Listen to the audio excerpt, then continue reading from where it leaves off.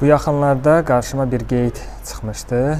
Harda yazılmışdı ki, bir müdrik insandan soruşublar ki, başqalarına qarşı necə davranaq, necə münasibət göstərək. O isə belə cavablayıb ki, başqaları yoxdur. Başqaları yoxdur. Və dünənləri qarşıma bir video çıxmışdı. Harda bir türk kişi danışır ki, o Balidə yaşayır və oradakı insanların necə mehriban, necə sayğı göstərən bir millət olduğu haqqında deyirdi ki, yəni öz ölkəmdə, filan yerdə, filan bir davranış gördüm, filan yerdə, filan bir hərəkət gördüm özümə qarşı. Və bilirsiniz, mən belə bir şeyləri tez-tez qarşılaşıram.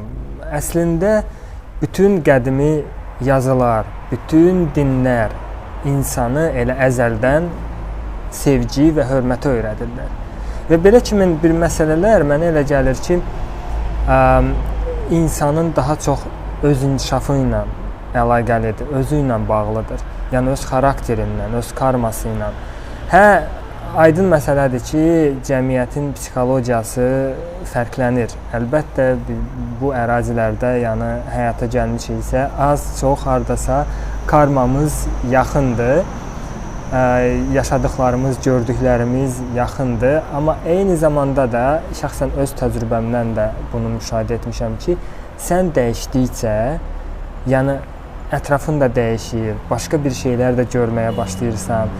Ümumiyyətlə bu vətənə qarşı, bu öz hökumətinə qarşı belə bir protest və narazılıq mən elə Türkiyədə yaşadığım zaman da görmüşdüm, türklərin özünkülərinə qarşı. Özümüzdə də bunu müşahidə edirəm, Rusiyada da bunu görürəm. Mənə elə gəlir ki, bu daha çox təbəqədən asılıdır.